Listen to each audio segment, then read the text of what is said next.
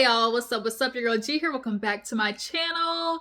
I know this review is coming a little bit late, you guys. I apologize, but your girl was out of commission. I pinched a nerve in my back, and for anybody who's ever had a pinched nerve in your back, let me tell you, it don't play. It's gonna catch you off guard anytime you try to move. And every time you think you're gonna take a step and be all right, it'd be like gotta be quicker than that, and it's gonna yank you right back down. So I was in a little pain a little bit. So right now it's still kind of, radiating in my back, but I gotta get this review. I need to talk to y'all about it. Love and Hip Hop Atlanta's, this season has been pretty entertaining. So yeah, let's go ahead and get into it. So we open up the episode with Carly and Amy Luciani. Carly talking about they got some type of performance in Las Vegas. I don't know who hired her or said, come on, but somebody's entertained by Carly and her ever, gravity falling butt cheeks. Her and Amy with they asses done. But Bambi decides, y'all, Bambi is gorgeous and her hair be laid, all right? I ain't seen a scene on Bambi's hair yet. They say lace wear, lace front wear, it just glued and laid. But yeah, Bambi decides to stop by. She's checking on them. And, they get to talking about Mozzie first. Amy, she wants to give this man a chance, but also a part of her is like, as much as I'm seeing improvements on this side, I'm still watching have the same habits of wake and bake, ain't doing all day, smoking, and I'm sorry, you can smoke, albeit, but you can't smoke, wake and bake, and not be productive. And from what she said later on in the episode, Mozzie ain't productive worth a damn. Okay, so yeah, she's going back and forth with that, and now she's like, she gave him the ring back, and it's like, I don't even know if I really want the title like that of being fiance and no ring. And Carly's like, no, girl, you need a ring. Like, fiance is a ring, better be involved. And so Bambi asked Carly, well, girl, how many times you been engaged? Carly talked about 1, 2, 3. Now we getting seen 2 or 3 of Carly's engagements, okay? And Bambi Bambi messy behind talking about, yeah, Carly, that's the problem. She all about quantity, not quality. And that is true. Carly, you keep getting effed over because you keep dating the same in a different package. Like, girl, go to therapy and get some help so you can stop dating these just lame. And then you come over here. I know a part of you dating these dudes is for the show so you can have a storyline, and everything, but come on, Carly, do better. You too old, ma'am. You too old to still be following these, ancient traps, okay? So yeah, she's basically talking about how her and old dude 1501, is locked in, so much so if she catch him with another, she killing them, okay? And that's kind of what happened later on in the episode. So next scene, we see Jock and Kendra basically talking in the car on the way to his birthday party. And Kendra, once again, I'm gonna get into your ass because you are talking about, he basically said, he apologized for walking away, but Kendra, you was doing the most. And so he's like, I'm watching everybody look at me like I can't do that. So let me diffuse the situation. But she's like, I'm here, for, I think the girl's like named like Gianna or Josiana or something like that. And she's telling Jock basically, be the liaison between me and the baby mom. She wants no type of interaction with the baby moms. And Kendra, as long as you're married to the man, how long do you think that's going to be possible? Like, you're calling it like, oh, I ain't gonna be secretary to baby mama number 5. But the truth is, if you want him to be a good, involved father, what if there's days that he can't pick up his daughter and it's time for, his week or, whatever? Like, you as his wife, because you married him, you married Jock, you can't decide to be with a nigga who got 5 baby moms and 9, 10, 11 kids and feel like that's not also going to be a part of your wifely duties. Now, it's giving Jock effed up, and y'all wasn't really not together as much as you saying you were. it sounded like y'all had a fight. Jock went out and effed around to clear his mind and came back 9 months later, ding dong, baby, okay? And now you mad about it because you feel like you got to interact with the baby moms. Like any mom who has a child and is going, that they know that they're going over to somebody's house, you want to know who that person is, wife or not. Like, I need to know that my child is in good hands. You're going to be the stepmother, okay? You, as you said, the bonus mom. And so you act like you call it, oh, be the liaison between us. Like, he can't always be the go-between. I understand you trying to keep, like, oh, you can be, you're the father. That's like your job. I want you to be a good dad, involved in everything like that. But calling it like, oh, I ain't trying to be secretary to baby mama number 5. Well, he got 9-11 kids, so that's called a calendar. You need a calendar, and which day, which baby mama, this pickup day, this drop off day, which child is coming on this day. All right, we're gonna get them all together on this day. Okay, baby mama number 3, she gonna drop this one off this day. Baby mama number 4 gonna pick this one up and drop her off at baby number 1 house, so then Jock can pick. That's what you signed up for, Kendra, and you can't be mad. Like, you mad at him, but girl, you signed up for this. So nonetheless, they reconcile. It's his birthday, and of course it's his first birthday without his mom, which is super sad.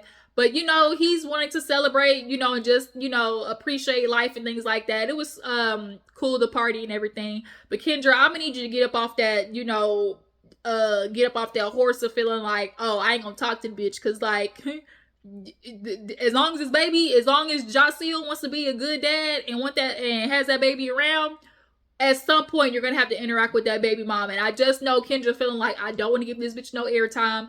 I don't want her to feel like maybe she got a one up on me or something, because Jock is giving all these other girls babies and you still not have one. And I don't think Kendra low key want one with him. So you just gonna have to live vicariously through this little young baby girl. Because as much as you think he a good daddy, I ain't gonna forget how that one time you was like, where a few seasons back, where she was like, Jock, like, you already have other kids, and that's already, you're not really up on that time. He's like, what you trying to say, I'm a bad dad? I mean, we ain't trying to say you a bad dad, but let's be realistic, Jock. You can't be 10 places at once and be an actual active father. And that's what these niggas be like undermining. A part of being a dad is actually being there, okay? Not just walking in the house and your kids being there, but being active, okay? Y'all feel like being present is enough. No, be active, my nigga, okay? But yeah, so yeah, Kendra, you signed up for it. That's you, okay, boo-boo? Moving on, what happened after that? So I'm trying to think of the whole episode. So Jock, I'm trying to think of all the people, because it was kind of really like a pieced together episode.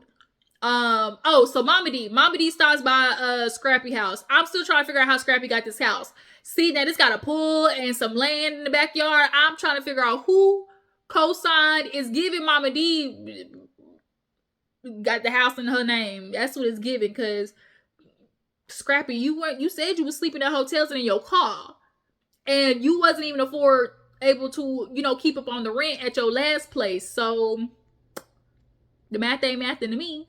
But basically, Mama D comes by with her new dog, y'all. When she said that dog name was Neiman, I laughed, but I was in love with the name. Come here, Neiman Marcus. Neiman, and he was such the cutest dog. So yeah, she basically fills Scrappy in on the mess that happened at her eyelash launch. And she was like, yeah, son, Erica, I'm trying to figure out what's going on. She said y'all was on dates, but then Diamond said you had a date with her vagina, and you was licking it all in between, licking with it, splitting with it, okay? And she told Erica that poor Diamond, poor little Ting Ting.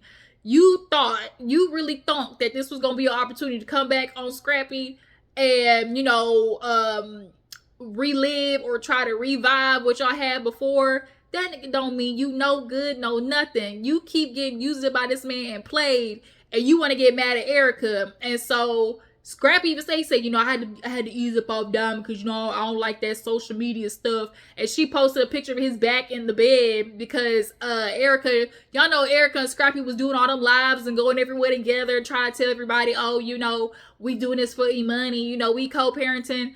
Ain't no more co-parenting, big. Y'all, she 18. Like, there is no more co-parenting. Yes, y'all always be parents for life, but as far as co-parenting and the action of that, like, let's stop. Like, let's stop. There's no more like, oh, I gotta pick her up this day, you meet her this day. Like, she's 18 and off to college. Like, cut it out. So, do y'all think Erica is hopping on Dick and doing a full speed with Scrappy? Cause I kind of do. I feel like she knows Scrappy ain't shit. She's not gonna get back in a relationship with him. But sometimes, you hate to admit it, but the worst niggas, the dick be dicking, okay? It be reaching certain spots that make you sing glory hallelujah, okay? And that's what's wrong, because they be homosexuals, don't be having nothing going on with their life, and so the only thing they know how to do is lay D, okay? And that's the problem, because we all try to figure out how the hell Bambi, Diamond, and Erica all in this triangular fight over this man. Bambi not fighting over him, but she's in the midst of the drama. So it's like, what Scrappy got that? Because he ain't got no money. He ain't helping with the kids. And it's like, oh, okay. Scrappy must be one of them niggas on demon time. And you got to stay away from them. They will mess your whole life up, okay? But yeah, he said he had to lay off Diamond. Yeah, Diamond, you keep thinking you doing something by like throwing in Erica's face that y'all hooking up, or though that you was in his bed. Like, Diamond, all y'all doing is fucking. Like, all y'all doing is like, y'all not. Ooh, Diamond. All I can say is poor little Tink Tink. But then she fills him in on the fact that, you know, Carly was like, oh, you know, she said that, oh, she was gonna take my grandparents' rights. No, that's not what it was. It was a cease to desist. Stay off social media talking about Bambi, or it's gonna get, you know, crucial. We're gonna have to hit the court system. And Scrappy like, oh yeah, Carly, she part of the tight face squad. I forgot he said that last season, the tight face squad. It's like Carly, Sierra, was Spice. I don't think Spice is a part of it, but I just laughed when he said that. And he was like, yeah, you know, Mama D, you know, she keep trying to befriend all my exes and things like that. And, you know, but she do need to stay away from them. And also he's like, you know, just stay away from the girls, you know, that helped her divorce me. Did they help her divorce you, or were they just supporting a friend who finally decided to no longer tolerate your BS? Okay? Because Scrappy, you cheated on Erica. Scrappy, you weren't involved in raising the kids. Scrappy, you weren't paying rent and being consistent. Like, they didn't help her get a divorce. They supported her in something that she should have did a long time ago.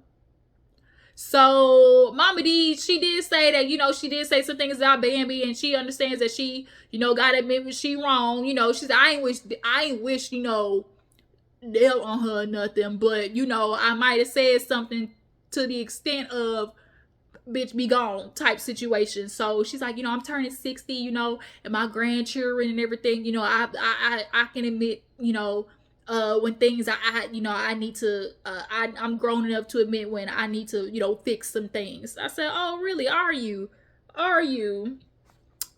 So yeah, per usual, she's gonna always support her son, even in his bull. Okay. So after that, what else happens? So Scrappy, after that was, Yandy. Y'all, Yandy, she's going out with Mendeecees. Long story short, y'all know Yandy has always been a part of the community. She's been arrested a couple of times, you know, and she goes down to Kentucky, especially for that Breonna Taylor situation. You know, she's registering people to vote. She invites Spice and Tamika Mallory. They all go down to Kentucky. But on the date, she basically tells, you know, Mendeecees already had enough, because, like, girl, you trying to give your egg to your cousin. And she's like, my sister, your cousin, okay? And that's gonna cost money. Then now you want to talk about doing this. Like, I support you, girl, but, like, damn, like, ease up on me, okay? You keep throwing everything on my lap, and you not giving me a heads up, basically. And that's something I'm a person like, don't just throw shit in my lap and not give me a heads up, you know. if this were a man just throwing stuff in a woman's lap, we would be upset. Like, we would call it out. And so, Yandy, like, you need to have communication with your husband. You can't just be throwing shit in his lap and then making him like be surprised that he ain't just like gung ho about it. But yeah, she talks about that. They go to Kentucky, like I said, to try to register people to vote. And that's when she tells Tamika, like, oh, I could really use you when I run. And she said, run where? Like a marathon? Run to the store? Where are you running to? And she said, councilwoman. I'm really thinking about councilwoman. And Tamika said something that literally, one of the things about being a political space holder is it literally takes up all of your time. And yes, it's a noble thing to do to be a councilwoman and be in those rooms and everything, but you already but running businesses, you got a family, like you got so much stuff that you're dealing with, and then you want to throw this on top of everything. Like, no, Yandy, like you gonna really, one, burn yourself out, but two, like, can you really keep up with all that, so yeah, they get back from Kentucky, or no, they might have still been in Kentucky, but they basically were celebrating getting all the people to vote and things like that. And Breonna Taylor's mom actually happened to be there, and it was really sad the way she just had to stop and breathe. And she was just like, Breonna, I love you, because y'all, that was an effed up situation. You in your home sleep, and cops is knocking the door in, and wrong house looking for that ain't even like all the situation, and then they get charged full of bullets that didn't hit her. Like, it was like, y'all know how this country is. It's giving America, okay? America, okay? With 3 Ks, all right? Crack ass crackles. But yeah, y'all, it really was a sad situation watching Breonna Taylor's mom. That's when, Mendeecees finally find out that, Yandy might want to run because Tamika mentioned it. And so he like, man, Yandy, what you doing? You can't keep doing all this stuff, You got businesses, you got the family. You got to remember, anything you do, the people it affects first is the family. What you gonna do? You can't always be throwing this stuff, Yandy. I love you. You do everything to help everybody. But, you gotta remember the family gets affected first, The way that nigga talk through his teeth be killing me.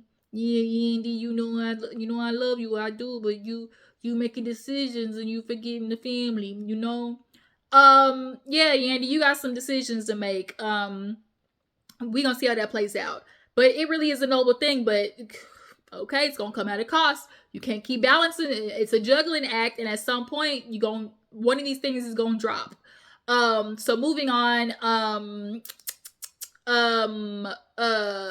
Amy takes Mozzie to Jock. They do an interview, whatever.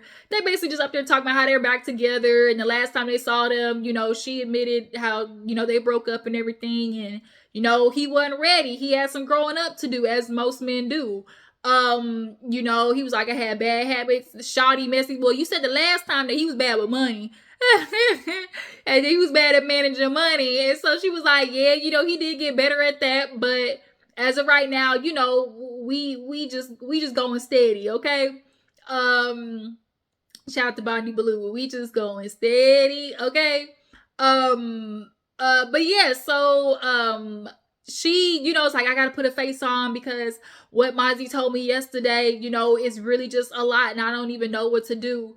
So, Mozzie's like, yeah, I was, I had a lot to learn. I was just from the hood, with no father figure, and, the black man, I'm just trying to get it together. That's always the go-to for black men. Anytime they can't get this together, it's always reverting back to, how hard it is for a black man in this country. Yes, it's very hard, and it's not going to stop, so it can no longer continue to be an excuse. That's a conversation we need to have, because black men, y'all keep getting coddled over the fact that y'all keep complaining and understanding, oh my God, yeah, it's hard for us in this country. It is always going to be hard. It's not going nowhere. The white people ain't stopping, so that means you also can't stop.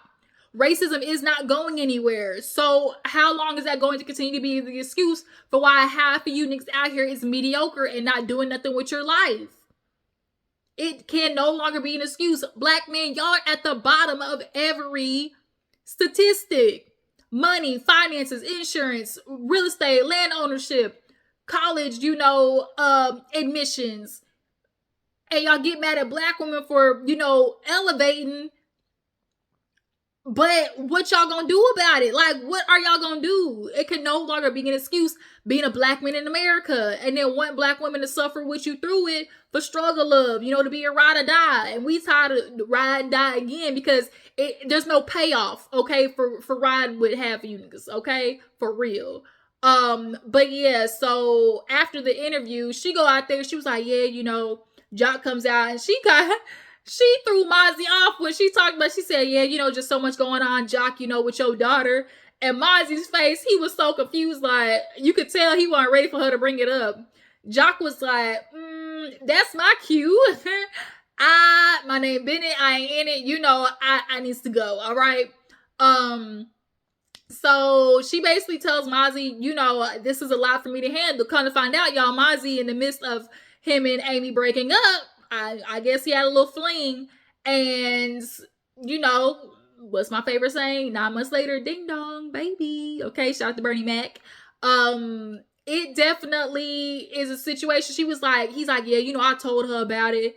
And Amy's like, he slightly mentioned it, but he was more kind of making it sound like it wasn't his baby. And I can imagine how Mozzie was saying it, like, man, this girl, she trying to, she trying to, say I need a DNA test, but man, man, I don't even know why she trying to, give me a DNA test, man. Like, I can imagine, y'all know how niggas be, like, I definitely can believe he was leaning more to saying, like, it wasn't his. But, he said, he didn't want to tell her because at that time they were fighting, but now they're getting back together. It might work on things, I had to tell her. And so now in her mind, she's thinking, what the F? Because, he does want to be involved in his daughter's life at this time. She's now, 6 years old? Which is confusing me because I know Amy and Mozzie's been together for a while, but being 6 years old, did the lady just now, like, do a DNA test here recently? Or was it a thing of, like, she had the girl and didn't tell Mozzie until she reached a certain age? Like, I need the equations of the math timeline on that, okay? But nonetheless, Amy's like, he told the mama, like, the girl can move in with them. And so in the back of her mind, she like, bro, your rap career and everything you doing don't even cover rent. So how you gonna take care of this household? And when she said that this nigga barely even cover rent, like, it's not even enough to cover rent, I'm like, girl, Amy, let him go. And let him go, okay? Run the other direction. So Mama D, y'all, she has her little birthday party, her coronation and whatnot. It's super cute. All the mostest. Mama D, she got a Mama D day. And on stage, she's like, I just want to say thank you to Erica Dixie, the mother of my grandchildren, and also I do want to thank Bambi, for my grandkids. And this is me extending the olive branch. Jock talking about, I don't think Bambi should accept any more olive branches. Have you ever considered she might be allergic to olives? Because olive branches with Mama D don't mean nothing. You might as well break them twigs off and throw them in the wood chopper. Because olive branches with Mama D don't last worth a damn. But Diamond, y'all know Diamond gonna always try to force her way in some situations. So she come and sit down right next to Erica.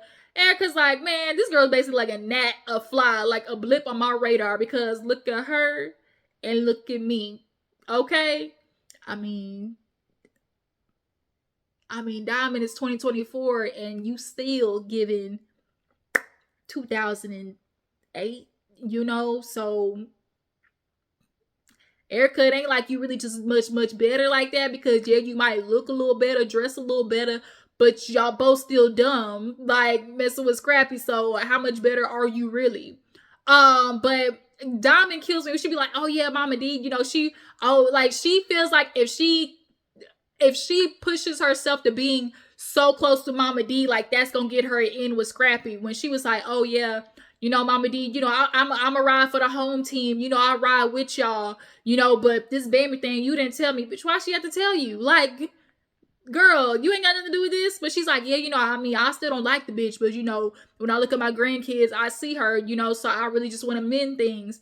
And Diamond just sent to my, I'm ride for the home team. So whatever whatever with you, what's up is stuck. And it's like, Diamond, stop trying to make fetch happen. You trying to prove to Scrappy, like, you close to Mama D and, that's Mama and everything. Like, you gonna fit in. get in where you fit in, and that's why your ass is mad right now on Carlos King talking about how you and Scrappy, was cooking eggs and grits together, and he still F's you over. So that was you and your assumption thinking that like you and Scrappy, like Scrappy ain't gave you no type of nothing unless he was giving you sweet nothings behind the scene. But it's like, Diamond, tuck your tail and run back home. This is looking tragic. Carly, y'all know Carly in 1501. She found out the nigga was cheating, and his logic was, I like to get with a girl, and then I just drop the other ones off slowly but surely. So Carly was like, oh, you running game. Like, I'm supposed to just stick with you until you drop all the bitches. No, not on duty, not on duty. Carly definitely was given, she gives for the show, and dude, he built all types of ass backwards, okay? He built like the alphabet backwards. And so when she was like, he's like, something triggered you. She's like, nigga, the text messages, that's what triggered me. He was like, oh yeah, right. She's like, yeah, right. What you mean? Like, she's like, and Erica told me about your ass. Yeah, Erica did tell you. If he's a creep, a cheater, and a scammer in business, guess what? He gonna be the same in a relationship. Sometimes nigga, he's like, we men, we make mistakes. Is it really a mistake? Is it really? He said, I didn't lie. Well, I didn't necessarily lie. Which one is it, nigga? Like, come on. So she basically drive off on him. But last but not least, y'all, Bambi pull up on Mama D, and y'all know how that conversation went. Mama D didn't want to, and see, Mama D, this the thing too, because when Baby says like, oh, your son, when he ain't do this, she's like, yeah, Scrappy do that. So it's like, if you know Scrappy do that, and you are validating in the things and the ways that your son is, you can't then talk on the other side of your neck talking about like, oh, you trying to make my son look bad, like he don't hold up his end of the bargain. But then on the other end be like, Scrappy do that, and I talk to him, I know he can be that way. And you all up on it, y'all. Mama D was on Instagram every day, like she was doing the mostest. And not to say that Bambi is innocent by any means, but y'all, we're not gonna sit here and act like Mama D in this equation was causing way more, mess in this situation than Bambi. Like, Baby's like, the only thing I said was he wasn't doing his part at the house. You not the house, you don't know what's happening. And Mama's like, oh, I don't know what's happening in the house. And then I don't even care no way. Well, obviously you do, bitch, because you all live every day talking about Bambi, her hooves, this, and Baby that. Like, Mama D, your son ain't when it comes to women. And he treats women like that because he grew up watching you as a pimp treat women, all types of ways. And so until he gets his tormented childhood fixed, he's going to continue to keep treating women this way. And so Mama D, she ripped up Bambi's degree. She said how to smack you. And had Bambi not been a classy chick, the way she lifted her hand up, and Mama D was scared. Okay, they had to put Mama D on the other side of the bench. And she tore that degree up. I'd be hot, because girl, that's my diploma. And she's like, anybody can look up, and she's like, you lie, all you do is lie, you do lie. Mama D, you talking about she done gave fake IDs to the police department, like all this stuff, Mama D, like and then you do the obituary situation with her mom, like but I want to know about the situation. She's like, oh, it started with your family member at my house. I need to know more about that situation. Y'all know anything about that? And Baby's like, that ain't got nothing to do with me. I need to figure out what happened there. But it still don't got nothing to do with the fact that Mama D was out of line a lot of the time when it came to jumping in Scrappy and Bambi's business. So, Mama D leaves and she's like, I ain't gonna fight with the hooves. It's a muck in the palace. But girl, the muck stems from you. So yeah, you guys, that was Love and Hip Hop Atlanta. Y'all tell me what you feel about the season so far. Tell me what you feel about Mama D and Bambi. How you guys feel about Yandy running for councilwoman. How you guys feel about Amy? Should she, keep Mozzie back or take Mozzie back? How you guys feel like Kendra? Is Kendra, asking too much to not feel like she doesn't have to be involved with said baby moms? But I appreciate y'all for tuning in.